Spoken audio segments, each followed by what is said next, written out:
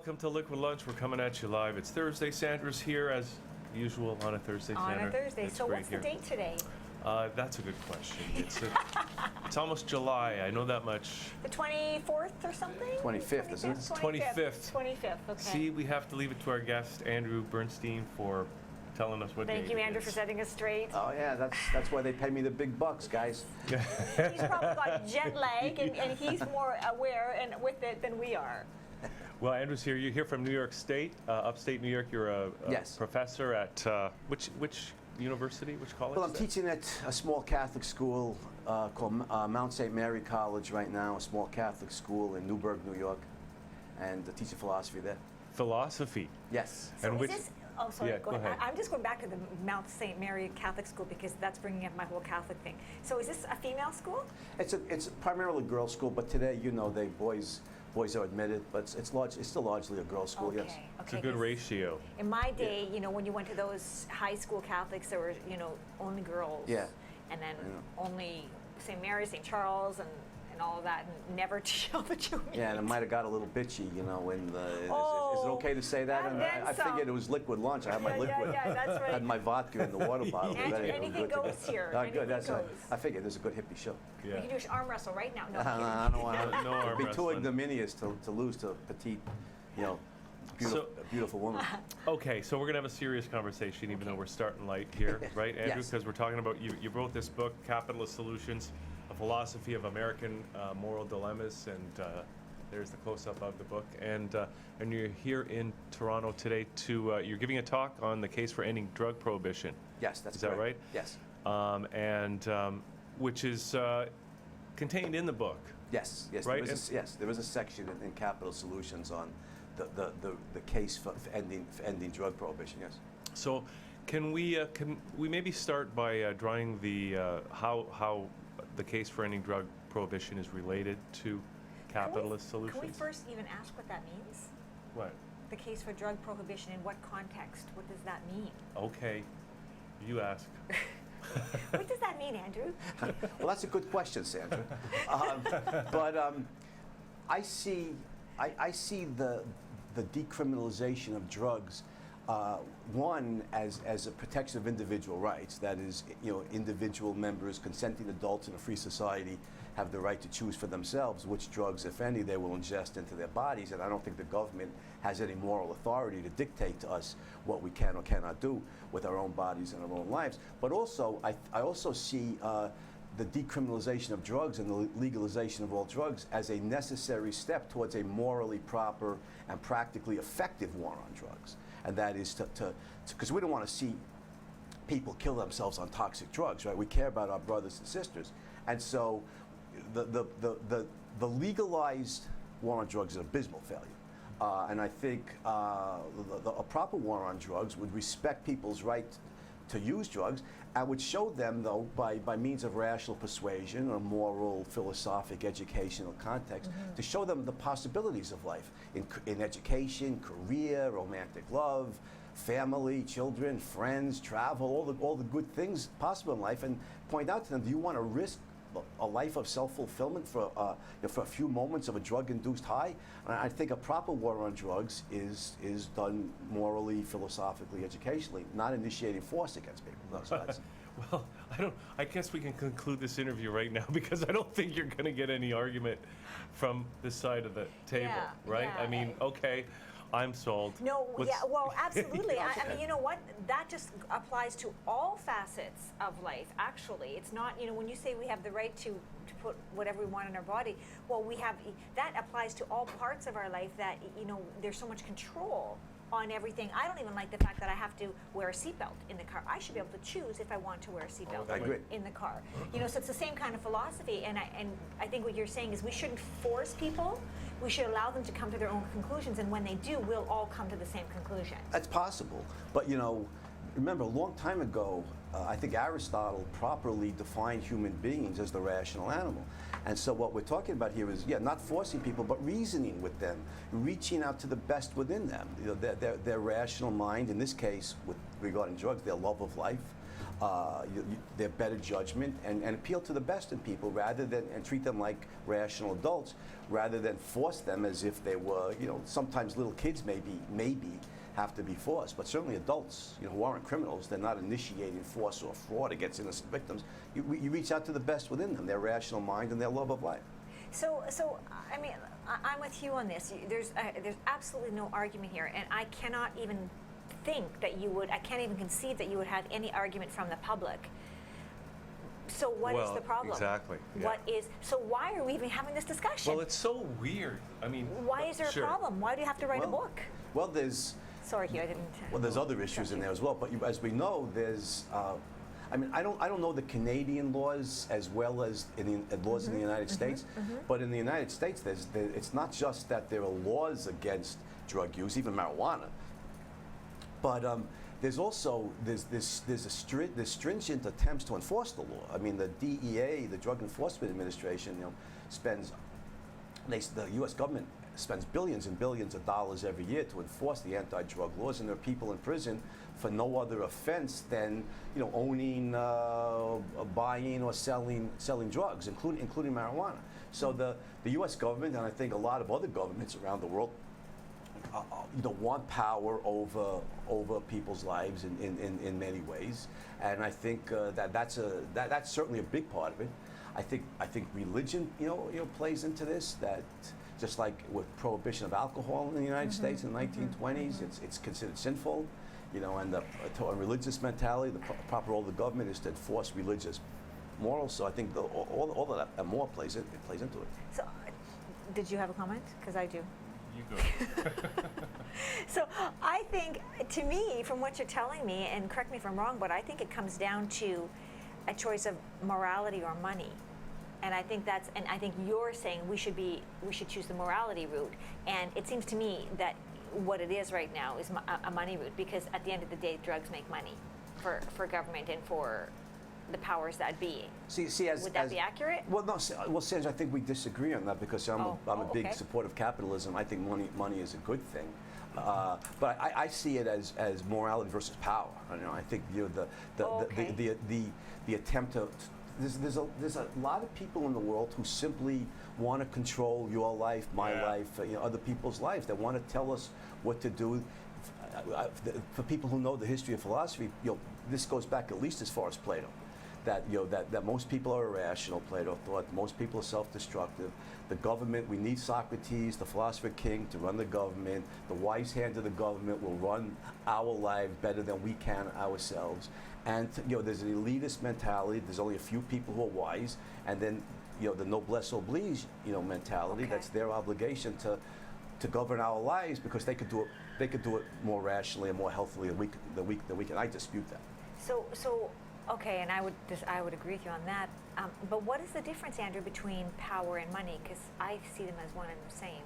Well, money is power, but it's not. You could use money very creatively. I mean, for instance, one of my heroes is Steve Jobs. They made a lot of money at Apple, and most of it got reinvested in the company to do research and development and make awesome stuff. I don't have my, here's a prop here, the cell phone to make awesome stuff. But money is power. Now, of course, with money, if you're Hitler, you could build a massive army to conquer the world. There's power. So money can be used either. Yeah, there's power to create and there's power to destroy, and you could do either with money.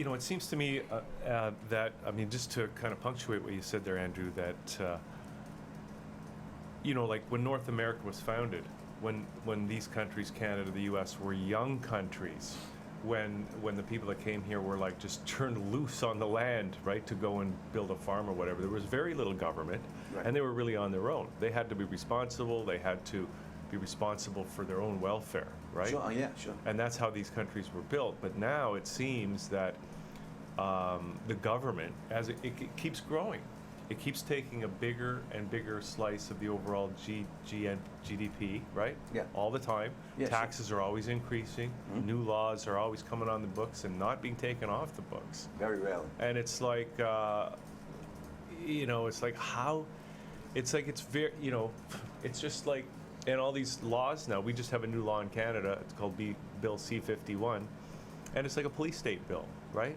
Kind of similar to the Patriot Act and stuff like that in the U.S. Right. And like it's, So is it it just about seems to freedom? me that, and if you look at the history of states and politics, that you have, this is a cycle. And the cycle, the government section keeps getting bigger and bigger and bigger until it implodes from its own dysfunctionality. Yeah, and you start moving towards, you know, neither of our countries, Canada or the U.S., I couldn't accurately be described as totalitarian states yet. We're not North Korea or Nazi Germany or Soviet Russia, but we're slowly moving in the direction of, you know, of government, Yeah. of increased government power. We are, if the present trends continue, we will be, you know, in that kind of totalitarian state in, you know, within 100 years or Who so. knows? Yeah, I could keep Even less. Yeah, a humorous examples. Yeah, I mean, if this is humorous at all, in New York City, you know, they banned the drinking of big gulps. They made it illegal. You know, the 32-ounce. Yeah. They banned the drinking of 32-ounce soft drinks. I think that's Under why? because the sugar's bad for you. Yeah. You know, which may like. So it's okay to have sugar, but not that much sugar. Yeah. So you can just buy 3 of them. Yeah, exactly. That's what happens when you move towards dictatorship like that. The insanity gets piled upon insanity. So you're absolutely right, Wow. Sandra. You couldn't buy a 32-ounce soft drink, but you could buy 2 16-ounce ones. I mean, Well, you know what gets me about that though? it's just ludicrous. Like Andrew, like that kind of thing really bothers me because what it is, the government, instead of doing things that it should be doing, Right, exactly. like creating an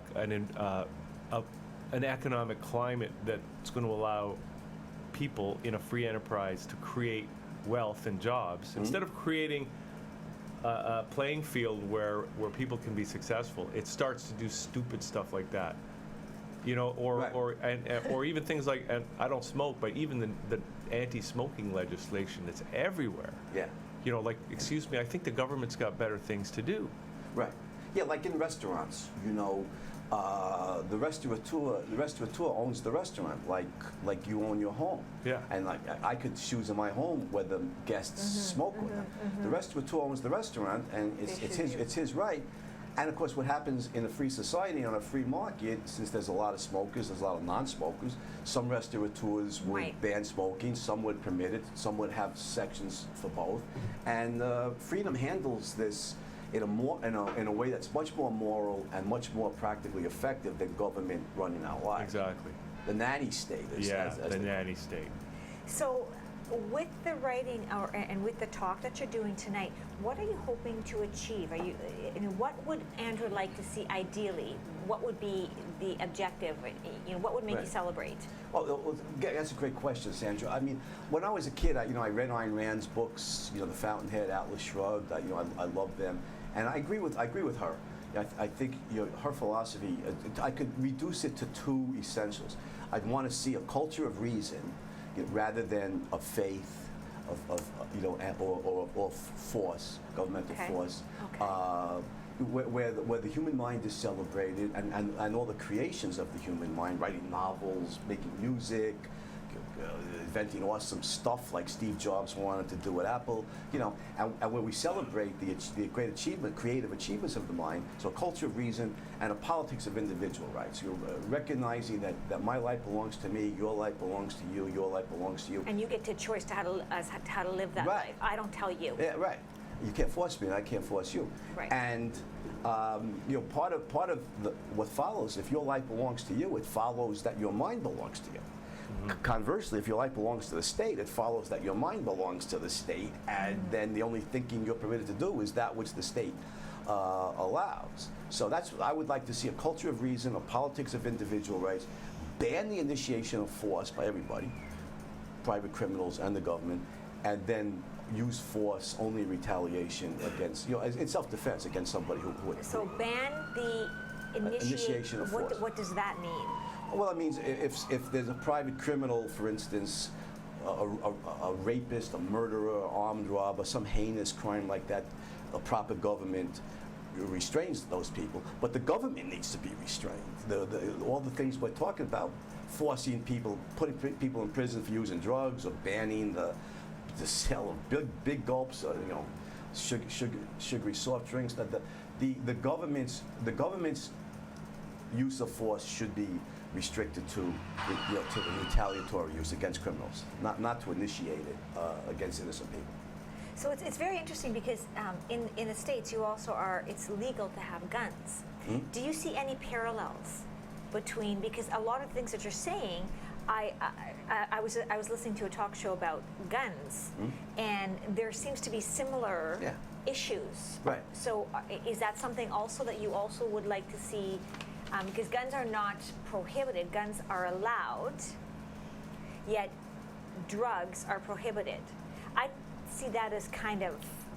Both should be encouraged. Well, there's kind of not what I meant. but there's a humorous response, and then there's a serious response. Alcohol, tobacco, firearms. U.S. government agency controlling alcohol, tobacco, and firearms. I like the redneck Texas mentality on this that says alcohol, tobacco, firearms ought to be a convenience store, not a government agency. But yeah, there's a parallel in that. I think that's not even funny, but it's funny. It is funny. It's sad that it's funny. Well, I think it's true. I like it. Well, but I think honest people should own guns. I think they should. They certainly have a right to own guns. I think they should own guns, learn how to use guns, take gun safety courses, have a gun in the house. For self-defense against home invasion. How ironic is that, though? The U.S. allows the right to bear arms, and they don't allow the right for drugs. And if anything, okay, at least if I'm going to take drugs, I'm not hurting anybody else. To me, if they're going to, allow one and ban another, it should be the other way around, because guns are potentially dangerous to somebody else, can potentially infringe on somebody else's freedom. But drugs, if I'm going to take my own drugs, I may kill myself, but I'm killing myself. Sandra, but guns also can protect innocent people against right, but what I'm saying is criminals. It's illogical to me. I absolutely agree with you. I think drugs should be, I think drugs should be legal for the same reason guns should be legal, and that is honest people have the right to choose whether they want to use drugs or they want to own a gun or not. So do you use that in your argument at all? Yes, absolutely. Okay. Because and did I overhear you before the show came on that you were in Haight-Ashbury in the Summer of Love? No, I was not. I grew up. I was a teenager then in Brooklyn, New York. Okay. But I remember the Summer of Love in San Francisco in 1967. I was too young to go there, but I was. I've been in Haight-Ashbury, certainly, late, many times subsequent to the 1967. Well, have you been to Toronto before? Yeah, many times. Oh, it's been a while. Because we got Yorkville too, right? Which is like Toronto's equivalent of Haight-Ashbury back in the day. Yeah. I like that section of Toronto, and like Greenwich Village in New York City. Yes, too. correct. So when you do these, I'm assuming you do a lot of these talks in the States. So do you have, what kinds of people come to your talks? Do you get, authorities like the police? Do you get Congress people, or do you get government people, or do you get students? What kind of? Well, I wish I got Congress people. Maybe have some influence on them.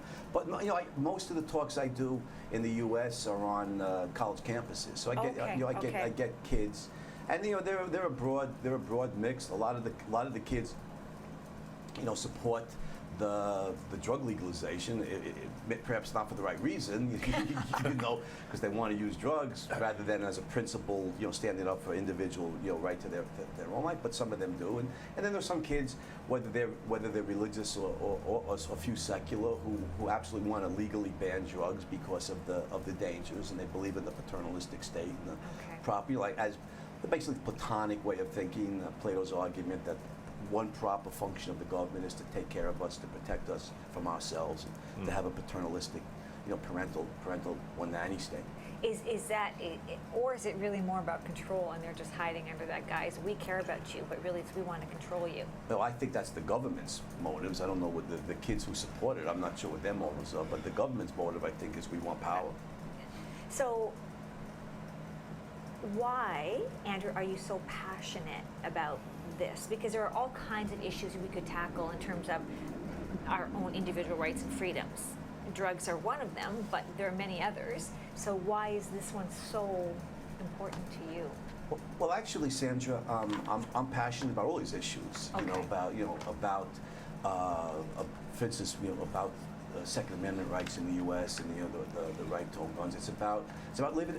The reason, but to answer your question, the reason is because I want to live in a free country. You know, I want to live in a free society. There's a lot of things about the American founders that I absolutely agreed with, especially the Northern founders who were all abolitionists, and then you know, wanted to abolish slavery. So you know, all of that is their vision of having a free country, limiting the power of the government. I love George Washington's line on this, that, you know, government, like fire, is a dangerous servant. You know, that's a servant, not a master. And of course, and now that's switched, right? Now the government is supposed to serve the people, and now it's the people serving the government. Yeah. Would you agree? So yeah, we're moving in that direction. We're moving towards dictatorship, and I think all over the Western world, Canada, the U.S., Europe. I think you know, and we're all over the Western world. I think we're moving towards statism and dictatorship. You know, I think the U.S., like, and we're not American, but I think everyone in the world was inspired by what the United States was all about. the founding fathers. The founders, yeah. Yes. Independent people being responsible, The right? European intellectuals certainly were. Yeah, absolutely. And so when you think about, and we benefit in Canada because we kind of adopt that philosophy because of the example that was given by the U.S., and people all over the world are doing that too. But if the U.S. falls, if the U.S. fails to continue to be that, I don't know what you want to call it. A moral beacon, perhaps. Yeah, exactly. Beacon, that's what I Of said too. freedom and of individual responsibility, then I think it's going to be bad news for everybody. Yeah, I think if the U.S. goes down, I don't just mean economically, I mean if it politically becomes a dictatorship. I think there's so many aspects to this. The war against the Nazis, for example, I don't think would have been won, without the U.S. I think Stalin and his successors would have conquered Western Europe if it weren't for the U.S. And I think at times American presidents have stood up verbally denouncing dictators. Too often, I think American foreign policy has supported dictators. But at sometimes, I disagree with President Reagan on a lot of things, on religious issues. But Mr. Gorbachev teared down this wall, using the certain moral authority that you have. I think the free countries, semi-free countries, especially the United States, I think the leaders need to speak out more against dictatorships, and use our moral voice. It's a powerful weapon. It doesn't involve going to war. It doesn't involve killing anybody. And using our moral voice and being a beacon. There's a lot of people around the world who will listen. Now I'm going to ask a question that, or just raise a point here for conversation. And that is that, okay, you let capitalism run wild, and I'm not sure to what extent you think the government should be involved as a regulatory agency. Mm-hmm. You mean under Reagan and Bush, kind of the teeth were, or the markets were given more of a free rein. A lot of the regulation was discontinued, and the markets kind of went crazy and ended up leading to the 2008 debacle, arguably because of a lack of regulation. Similarly, like the media plays a huge role, right? Mm-hmm. And now we know that media ownership is very concentrated in a few hands in the US and in Canada. And that situation has gotten worse in part because the government that I think had a certain amount of regulation to keep it widely held just kind of abandoned that and let capitalist large companies just kind of take all ownership of all that media into their hands. So we have very few voices now that are responsible for predominantly creating the media environment that we're in. I'm just curious, your comments about that. Well, I mean, I believe in laissez-faire. I believe there should be a strict constitutional amendment banning government from any regulatory activity in the marketplace. I think we need a constitutional separation of state and economy, the same way we have of state and church, and so to have freedom, in the marketplace. Anybody who's not a criminal, who's not initiating force or fraud. Speaking of the media, I think the media claimed that I think, yes, under Reagan, I think, markets were freer, and I think there was tremendous prosperity that followed from that. Not under Bush. Bush was a big regulatory guy. I think it's a media invention, that the markets were freer. The Community Reinvestment Act from Congress, literally forced bankers to make loans to subprime candidates. That's what led to the housing collapse. But so it was government intervention in the economy, not free markets. So regarding the media, also I think is an interesting point, and as I agree with Ayn Rand. The essence of capitalism is individual rights, which means the right of Hugh and Sandra to have a TV show. It's not, you don't just have to be on CNN. And in the United States, and I think around the world now, I think because of capitalism and the new technology, we have the internet. And the internet is a form of media, and I love Facebook. Some people hate it. I like Facebook, but it's a means of communicating with people around the world. The media is no longer limited just to the New York Times, CBS, or even Ted Turner's. The cable news now. Cable news. The media now includes the internet, and God knows what technology is coming in the future in a free society and a free market. I think that the MSM, the mainstream media, I think their stranglehold on the news has been broken to a significant degree by the internet, which is a great advance. Which is allowing free thinkers. Yeah. Okay, so before we give all the details about where you're going to be speaking tonight, I just want to maybe ask you where you think, because I mean these all seem like good ideas. In fact, these are the ideas that were the foundation of the formation of the United States, Yes. right? Yeah, absolutely. Like, what do we do about it from this point forward? Well, how do we get our countries back? Sorry, Sandra. Well, I was actually going to ask something along those lines, because we were talking a little bit about politics, because you've got an election coming up. Yeah. And I mean, I would have thought that Obama would have been more open to what you're talking, ending drug prohibition. Now that Obama's reign is coming to an end, do you have any concerns that this, you can go backwards in terms of more, less drug, and not succeeding in what you want to do, which is ending drug prohibition? So, I mean, I think the United States, as you guys have pointed out here, and probably Canada as well, is moving gradually, step by step, towards dictatorship in different forms. So that's the huge danger. So the good news for us right now is in the U.S. the First Amendment is still in effect. I could still lecture, write, go up on social media, teach my classes and teach the students all a diversity of ideas. We're still sufficiently free to do that. Now, it's scary if we move towards censorship. And one attempted step a year or two ago was when the Obama administration wanted to put FCC bureaucrats in the newsrooms to help the news people decide what was newsworthy or not. Fortunately, Congress wouldn't have that.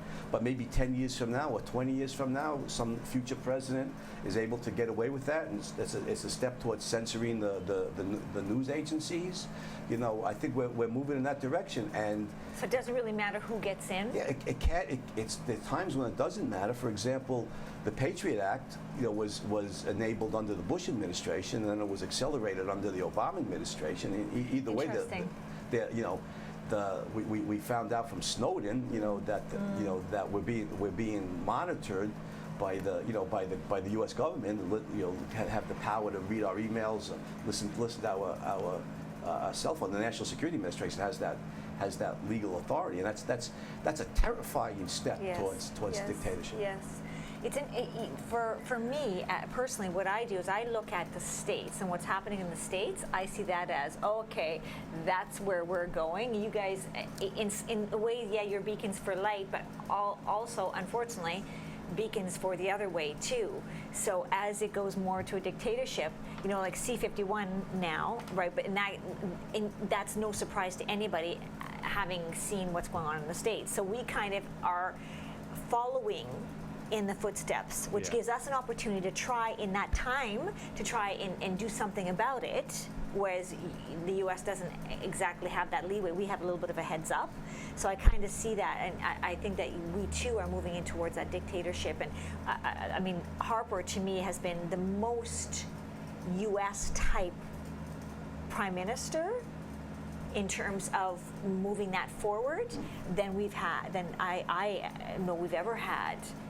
He's been, you know, lock, stock, and barrel kind of in that. So do you hold any hope with succeeding in your objective here? Well, like I said, excuse me, we're still free enough to speak out. So, you know, yes, it says while the First Amendment is still in effect, yes, there's hope, and you know that we can speak out for individual rights, for limited government, for the original vision of the American founders, and there are good signs. There are good signs in the United States and then in the world too. I think, you know, the advances in technology, the advances in the internet, social media, which enables us to get the word out. Advances in medicine.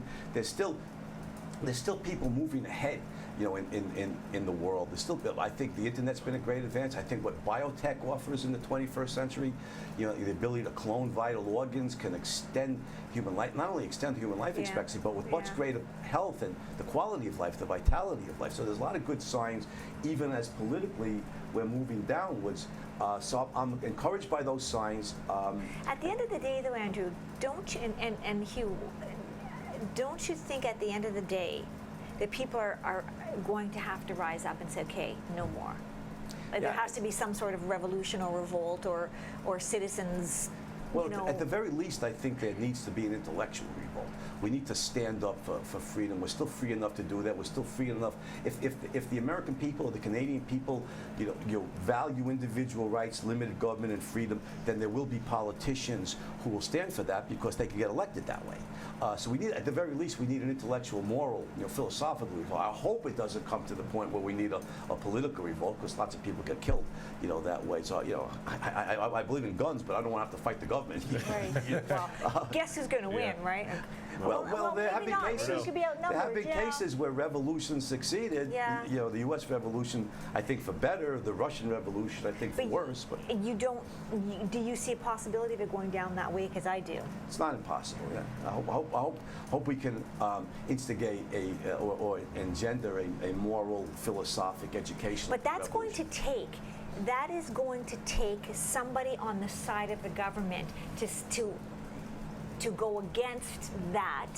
So it's going to take somebody who is brave enough and courageous enough to stand and have enough conviction to say, okay, you know what, I'm siding with Well, Ron the Paul was like that. Well, right? yeah, exactly. On the screen you know, here, I like Ben Carson, you know, the brain surgeon in the United States, although, you know, he's very religious, and I don't know if he's going to want to ban abortion or ban gay marriage or something. But I like Ben Carson's life, his achievements as a brain surgeon, what he rose out of. I think he's a good man. I would vote for him. But you remember something. Historically, there have been politicians or statesmen who were supporters of freedom. For example, one U.S. historian calls George Washington, what was it, a maestro of resignation or a virtuoso of resignation, because he resigned twice. First, when he was commander-in-chief of the army, he wanted to go back to his farm when everybody was ready to make him, you know, king or president. And secondly, after 2 terms, he set a precedent for 2 terms. Enough. He went back to his farm. He wasn't interested in maintaining political power. He wanted a free country. You know, even though he was a slave owner. Are there any Washingtons today? Yeah, unfortunately, I'm sure there are, but there are not many in politics, are there? Yeah, Denzel, he's an actor. Yeah, and a great person too. So it seems to me that really the greatest way to succeed in what you want to do, increase your odds, is for you to run. Oh, for office? Yes. Oh, yeah, and then you're on the inside, and then you can say, thanks, wait. Sandra. Don't you like me? To quote one of my favorite military men, William Tecumseh Sherman, you know, who broke the back of the Confederacy and put an end to the slave society. When the Republicans wanted to nominate him, you remember his famous line? He said, "If nominated, I will not run, and if elected, I will not serve." Yeah. Well, that was pretty definitive. I'm not a politician. You know, I'm just an ivory tower guy, an intellectual. You know, that's so funny because the people that need to be in politics don't want to be in well, that's the whole Yeah, thing. that's Politics true, is such a dirty game now that the Yeah. good people don't Yeah. want to be who we part of want actually be running our country don't want to get involved in politics. I think Yeah. that's one of the big problems. Absolutely. So Absolutely right. I think we need a whole new politics. That's So exactly I think we what need a new that's. philosophy. I think so. And if it's widespread enough, the politicians will recognize they can get votes that way, and they'll adopt the new philosophy. Okay. Listen, Andrew, it's been great to meet you. Great to have this conversation. I think we just need Thanks to for let them coming all in. have drugs and make them nice people, and then we can get in and change Speaking them. of drugs, Great. Sandra, Great being here, guys. Thank you. Thank you, Andrew. And Hey. yes, I do like you. I like you too. listen, we got a great video all about the war on drugs, starring Ron Paul. We're just going to play that in a minute, but I just want to say tonight is you're going to be speaking at the U of T, the case for ending drug prohibition. Andrew, it's a talk sponsored by the Toronto Objectivist Committee and the Freedom Party of Ontario, and it's going to be at 200 College Street, the Wahlberg T. building at the U of T, room 116, 7:30 to 10, and it's going to be a Q&A, so people can check that out. And so You'll we're going have to watch. lots of questions, Oh, I'm sure. Andrew, do you have a website or something you want to give out for people? Oh, yes. Thank you, Hugh. It's just andrewbernstein.net. Perfect. Andrewbernstein.net is very, very simple. Yeah. Okay. And people can, I suppose there's links to the book there? Yeah, and my other books too, and the Capitalist Manifesto, and Objectivism in One Lesson, and Capitalism Unbound, the 4 books that I've written. Awesome. Okay, Thank you so much, and, Oh. and continued success on your. Well, thank you, Objective. Sandra and Hugh, for having me on. It was a lot of fun. Well, wait till you see this video. This video is a lot of fun. We're going to come back with Ted Harlson from the Freedom Party of Ontario right after this. But we got this fantastic video to kind of punctuate this discussion right now.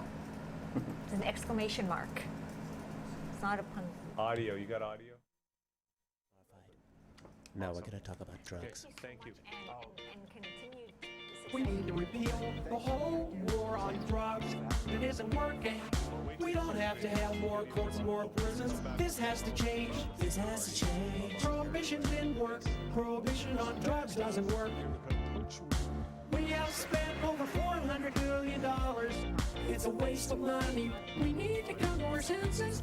Let's put down the guns and not close the fist. We need to come to our senses. Yeah, we don't treat alcoholics like this. We need to come to our senses. Prohibition's fell in Northern in 1926. We need to come to our senses. We don't treat alcoholics like this. Too many people doing time. When did recreation become a crime? It's bright-eyed kids presented into prison. They go into superheroes and come as super villains. Could've had more Einsteins, more vigilance. We made 1,000 Al Capone level villains. Take out a dealer and 10 more up here. So let's pay cure and cancer will cure within a year. We need to come to our senses. Our senses. Our senses. Our senses. Of 50,000 arrests, 82% are black and Hispanic. These arrests stigmatize, they criminalize, making it harder to find a job, making it harder to get into school, making it harder to turn their lives around. It must end, and it must end now. The war on drugs, while well-intentioned, has been a failure. We're warehousing addicted people every day in state prisons, giving them no treatment, sending them back on the street, and wondering why they don't get better, why they commit crimes again. When they commit crimes to support their addiction. The war on drugs is a failure. Let's put down the guns and not close the fist. The war on drugs is a failure. We don't treat alcoholics like this. The war on drugs is a failure. Prohibition's fell in Northern in 1926. The war on drugs is a failure. We don't treat alcoholics like this. The cops got better things to do anyway. Like stop real crimes instead of wasting time chasing that Mary Jane. Stone people don't start fights. No, they don't. Stone people don't rob banks. Not even close. The worst things stone people do is steal their roommates' Oreos, and that's a misdemeanor at most. A misdemeanor at most. A misdemeanor at most. Unless they steal the roommate's goldfish crackers, then it's a felony. Life in prison without snacks. Sneaked. And so that's the experience in New Jersey. And I'm happy to take some questions with the time we have left. Thank you all very much. Featuring Kevin Smith and Jason.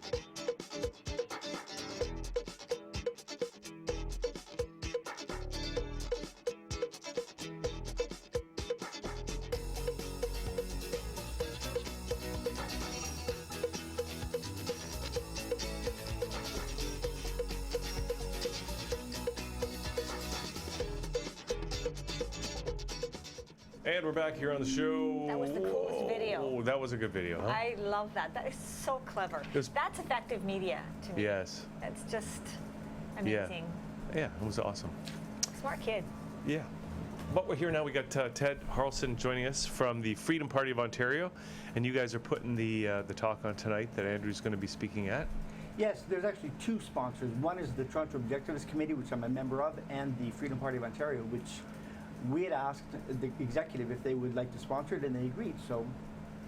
So let's talk a little bit about the Freedom Party of Ontario, because actually I know I've met you before, so yeah. I probably heard about the Freedom Party the last time you were in the studio, although you weren't on the show. But let's maybe just give us an introduction to the Freedom Party.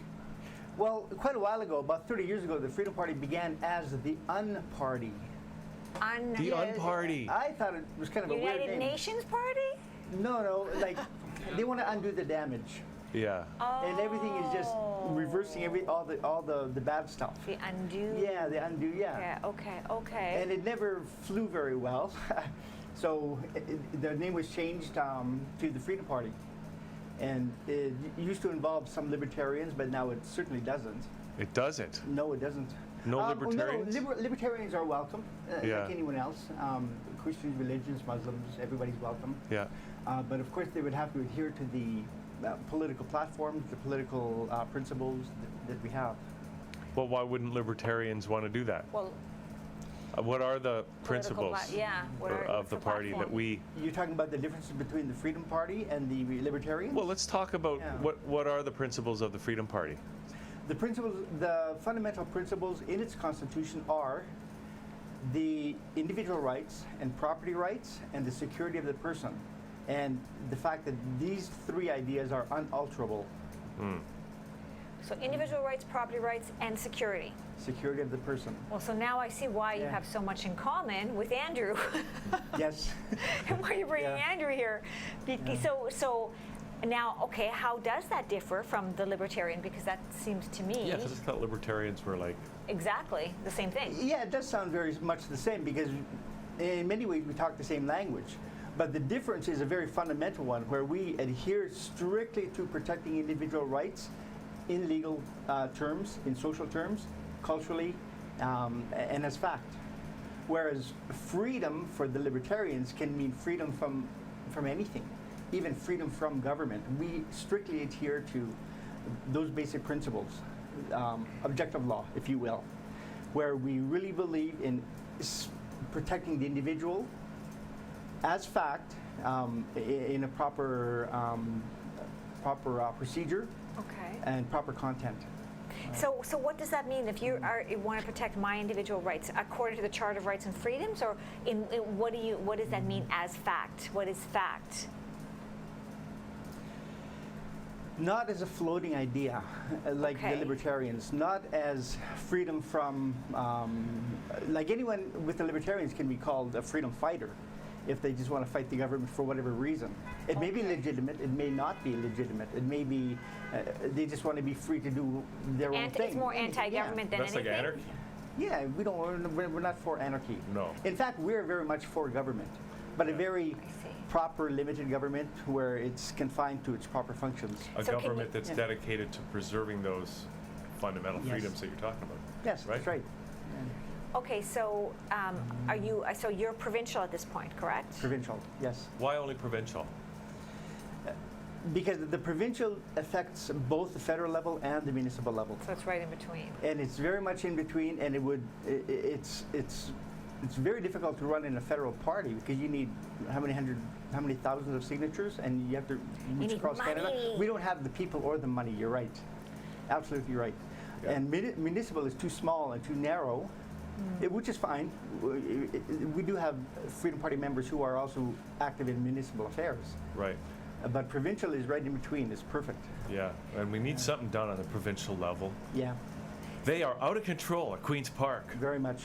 $130 billion coming in debt. It's just amazing. Thanks to Win? Largely? Win. So it's not a win-win, right? It's just a win. It's just a win-lose. Win-lose, right? Yes. She wins, we lose. That's right. Right. So, okay, so how many members do you have and how many ridings? I personally don't know, Okay. but we had enough in the 2011 election to have a majority government, which was 57 members, What? candidates. Did you No, know yeah, that? 57 candidates. 57 Across the candidates, province, right? Yeah, Out of how many seats? I forget. Provincially. 107. Okay. Yeah, Wow. so that would be a majority. That is Yeah. very cool. If you won every one. Yeah. If- But still, yes. who knew you had that many? How many does the Green Party have? I have no idea. So are you running for one area? Are I you- ran twice. I ran in the 2011 elections, which I got 504 seats, and 2014 election, which I got 540 seats. And how much did the winner get? In my area, 10,000. What riding Okay, were you so you in? got a way to go. Brampton West, yes. That's fine. I had no preparation. I did nothing. No. But this time around, I'm knocking door to door. I'm making flyers, door hangers. I'm making myself known. Yeah. Well, I So think I too- expect to do much more. So much better. I think too that when we have things like C51 and stuff like, and Yeah. so many people coming out criticizing huge people coming out criticizing C51 as an infringement on our freedoms, even though that's a federal thing and not a provincial thing. You have a lot of. I think there's a lot more on your side now that Yes. people are aware Well, of. There's much people more are awareness. very, I mean, I think people are really every day, but people feel disempowered because people think they only have like 1, 2, or 3 choices. I think people are feeling very disenfranchised. Well, the feeling is real.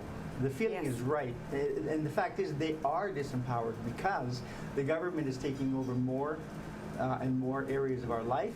And not only that, the fact that they say we're only going to monitor the criminals and watch them. I wonder how many people actually see strange things happening on their Hotmail address or their Gmail address or when they're going on Facebook. Strange things happen that aren't normal. Like. For example, my computer. When I was running on Hotmail for a while, I saw this green bar running and it was downloading something. It was downloading. I didn't download anything. So who's downloading my Yes, information? yes. Who's taking my files? You know what? That's so interesting because I notice a lot of things like that too, and Yeah. I notice even my cell phone when I type on my cell phone, and this I've just noticed in the last 3 days. Yeah. The typing, the words are when I type something, it'll double something. There's something going on with my phone, and it feels like somebody is in there and is changing something. I absolutely feel like that. So it's very, very scary. So if they can do that on that level, they can do that pretty much everywhere. And are spy agencies restricted to just saying what they say they do? I don't think so. Well, I think Snowden. And restricting themselves to just saying they're chasing the bad guys. Well, how do they fish out and find out who the bad guy Yeah, is? yeah. So I really believe that we need more rights in this country where we are empowered, like you said, and Or maybe they just need less. they need to do less. Exactly. Yeah, like less rights. It seems more about Restrict the government. The government Yeah. has the right now to do this, and the government has this. So it's not about us having more rights. Maybe it's about them having less rights. Intrusion. Yes. Because I it worked agree. before, didn't it? What worked before? Well, when you just have the less government, the better, right? Yeah. Okay, so it's only because they've been coming more and saying, okay, we've got the right to do this now. We've got the right to do this now. We've got the right to detain you. We've got, without any evidence, we've got this and this and this right. So it's like, you know what? It's not that we need more rights. They need less. Let's take them back. Let's take those, get rid of But those it's rights. interesting because they're, you know that saying, when all you have is a hammer, everything looks like a nail, right? Yeah. When you're a lawmaking body, every solution is a new law. And that's Right? and that's what they say, yeah. And then you have to come up with more stuff to go on top of that instead of just same thing with tax. It compounds. Yes. Yeah, it's same thing. No, but here's the good news. The Freedom Party has recognized our diminishing lack of freedom in all areas for a while, and they've worked hard and very diligently to push back the government in many areas. An example would be the Sunday shopping laws. Mm-hmm. They worked with Paul Magdar, if you remember him, and they have pushed back the Sunday shopping laws and opened up Sunday for shopping, which I think is a great thing. They worked with that. They've also worked with protecting people who are attacked by the Human Rights Commission. and they helped the person in London who was being attacked by the Human Rights Commission for being racist, which he wasn't. Iliano, I think his name was Iliano, I can't remember. But they've helped him there. And we're helping to show people that if you just act and just take the initiative yourself, you can actually get something accomplished. I worked very hard in the last Brampton elections to kick out the entire council. That was my goal, to kick out the entire mayor and council. Because they were wasting our money, spending it frivolously, and we wanted to put a stop to it. But so we got 7 of the 11 councillors re-elected, which I thought was a great thing. It's fantastic. So people can get up and do something if they really want to. Yeah. Do you have a question? Have you kept up with the Brampton news? Not. I know that the mayor got kicked out. Yes. Yeah, what happened there? I mean, I'm not really that familiar. She was spending money frivolously on personal items, like so many politicians do when they get in power, and just using public funds for personal uses, which means also that they were using power.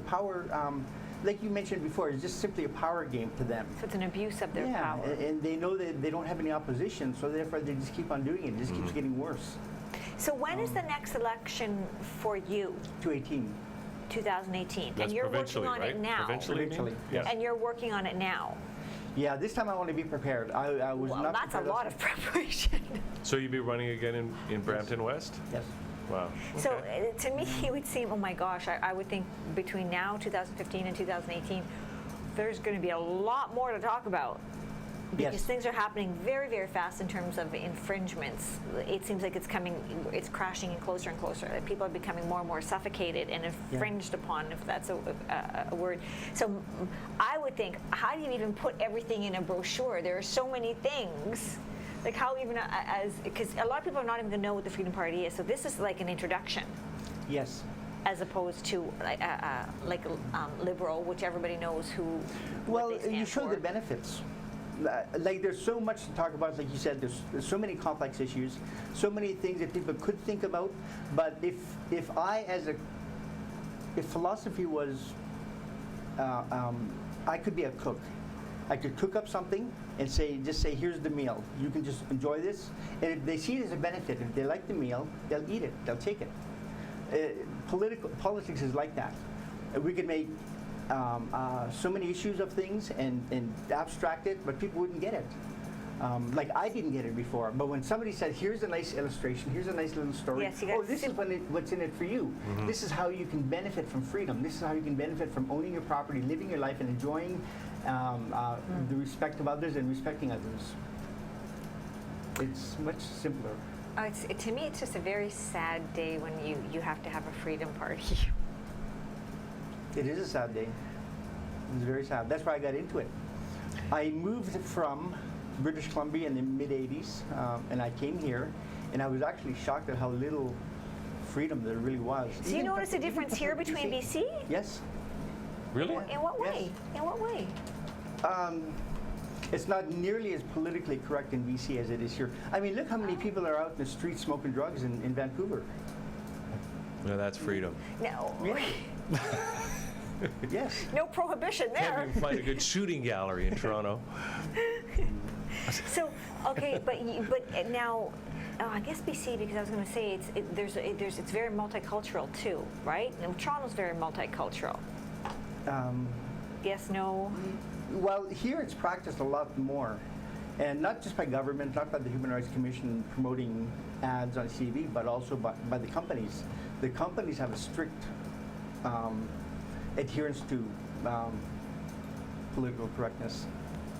So you have Andrew here speaking tonight on the war or the prohibition, ending prohibition on drugs. Now, how does the Freedom? It's partly sponsored by Freedom Party. So obviously, how do we link to that? Yeah, you obviously support that. Yes. But what is your stance on it in terms of the Canadian perspective, and what would you like to see here?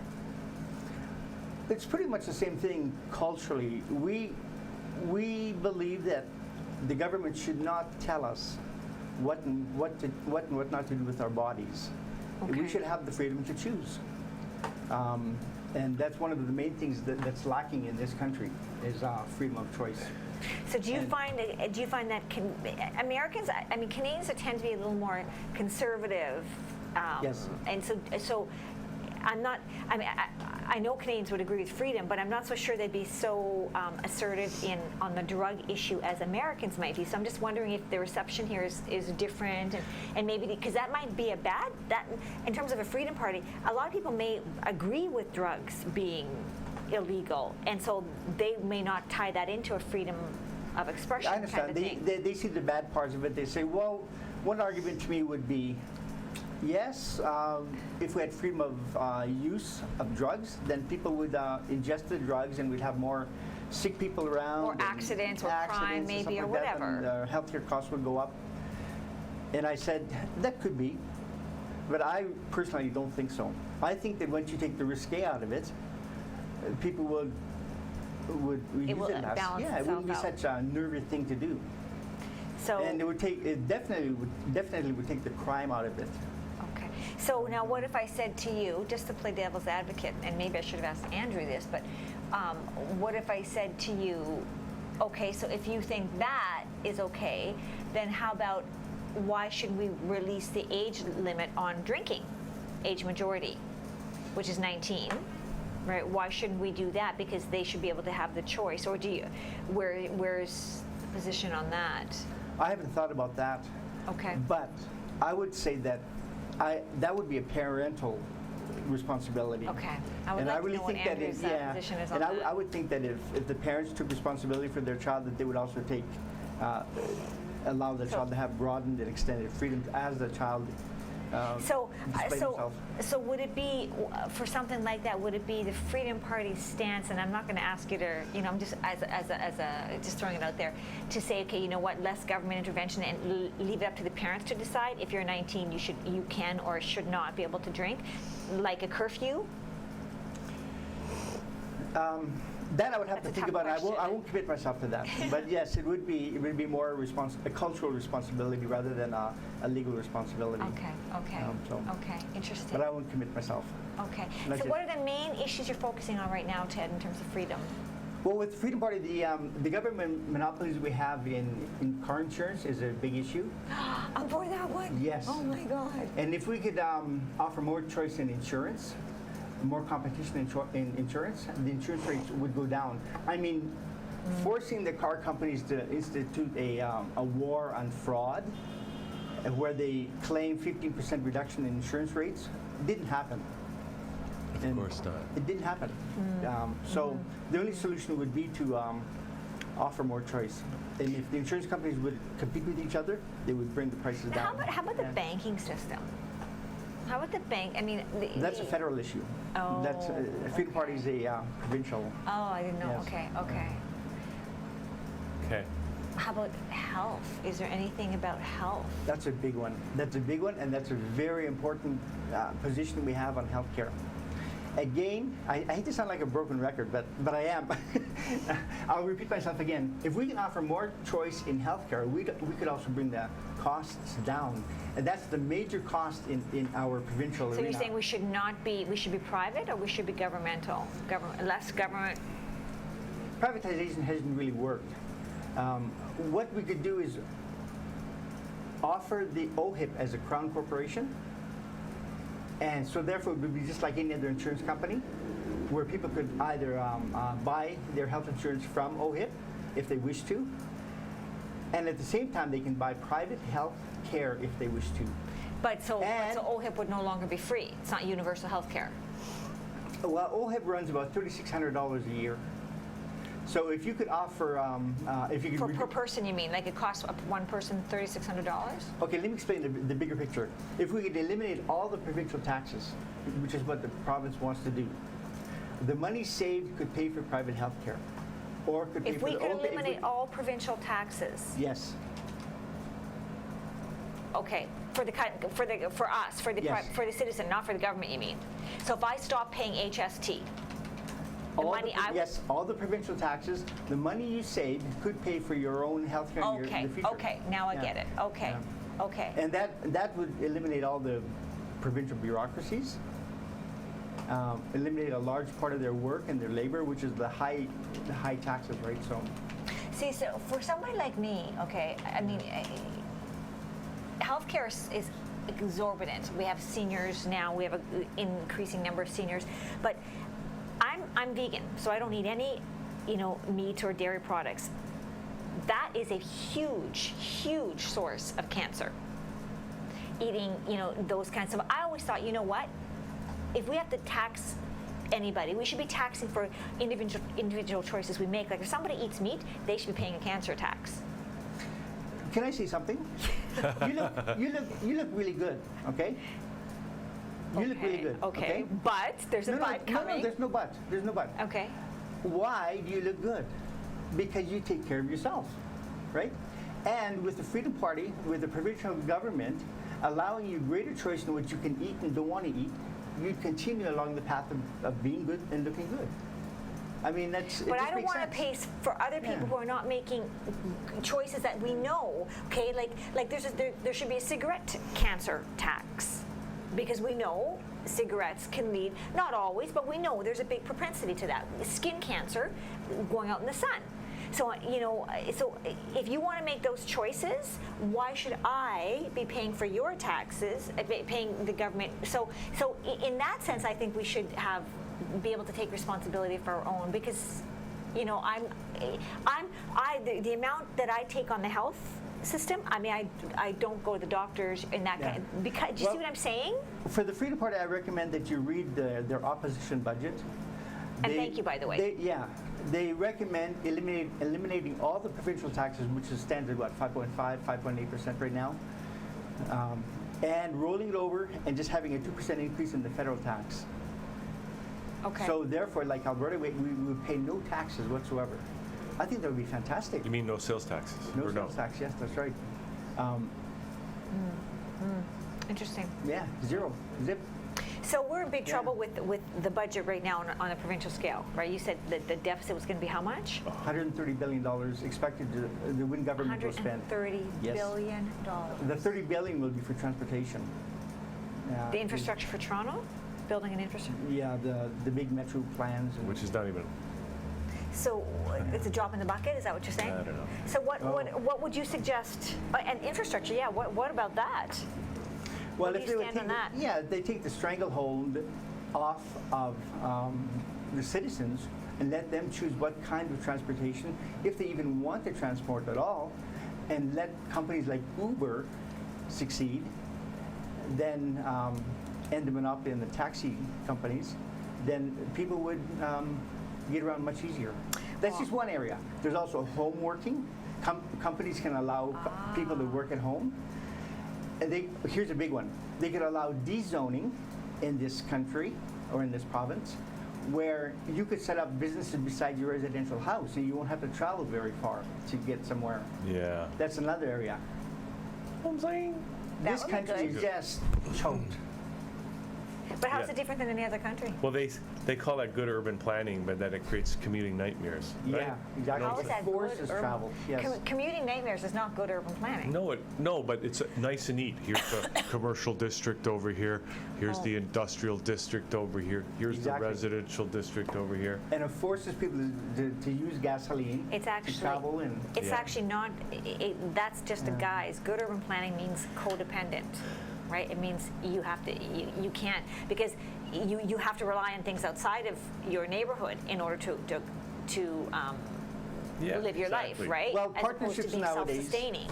Partnerships nowadays means the government will use your money as your end of the partner, where we will tell you how it is to be used, and when it's to be used, and why it's to be used. And how much. Exactly. And that's not right. It doesn't work. Okay, well, Ted, it's been great to have you on, and in fact, we'd love to have other people from the party come on, and especially as elections quick question, and stuff like that. And you don't have to answer it though. Who are you going to vote for in the federal election? I haven't decided. There's no good choices.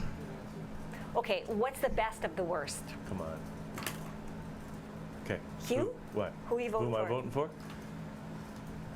Well, see, the thing is, I won't tell you who I'm voting for, but I'll say I don't think I'm going to vote Liberal. because Oh, are you voting Harper? I'll tell you why. Because the Liberals voted for Bill C-51. Yeah. But so did the Conservatives. Yeah. So there's some other choices there that I might consider voting for, So even though they're communists. So we all have to vote for NDP because we don't want to split the vote, right? And so we all have to I'll vote keep it open.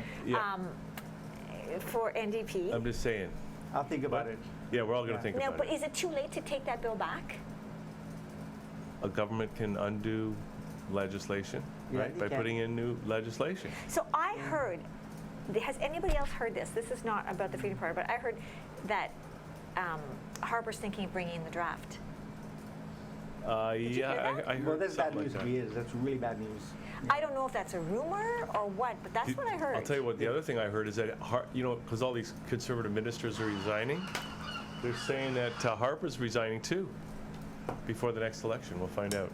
Let all the head rat abandon the ship just before it goes down. Now, the leader of the Freedom Party is Paul McKeever. Okay. You may or may not have heard of him, but he's an excellent leader. And if you want to know more about the Freedom Party, it's freedomparty.on.ca. Yeah, freedomparty.on.ca. Yeah, that's right. Okay, that's what we want to get to. Ted, thanks for doing this. Thank you so much, Ted, and good luck with it. And of course, people again tonight can go to the U of T, the Wahlberg Building, 200 College Street, room 116, starting at 7:30, and see Dr. Andrew Bernstein give the talk. It'll be an exciting talk. I encourage everyone to come. Okay. Okay. Now, I don't know. I was trying to find this certain video to play. I don't know if this is it, but we're going to play this anyway. So, thanks, Ted. That's it? We'll see you next time. Okay, thank you. Here on Liquid Lunch. That's it for the show, everybody. Thanks for tuning in. And we're going to watch this video. Hopefully, it's the right video. See you next time. That channel. 200 College Street. What would you do starting at 7:30? if you were asked to give up your Dr. dreams for Bernstein free? give the talk. What would you do if asked to make the ultimate sacrifice? Would you think about all them people who gave up everything they had? Would you think about all them war vets? And would you start to feel bad? Freedom isn't free. It costs folks like you and me. And if we don't all chip in, we'll never pay that